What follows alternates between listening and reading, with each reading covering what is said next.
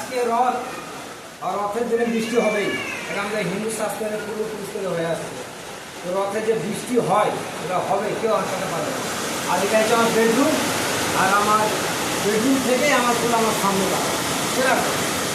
তারপর বাগানটা একবার দেখে নাও, এই যে পুরো চারিদিকে বৃষ্টি পড়ছে। আর আমার গার্ডেনটা একবার দেখে নাও, ঠিক আছে?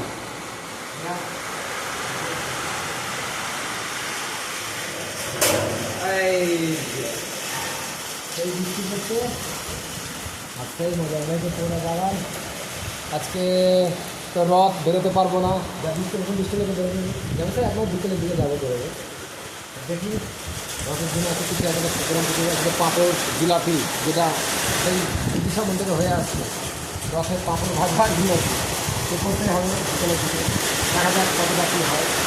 যাতে এখন বৃষ্টির মজাটা নিয়ে নিই, বৃষ্টির মজা নিচ্ছি, ঠিক আছে? আর এই যে একটা এরকম মজা দিয়ে যাবে, বাস।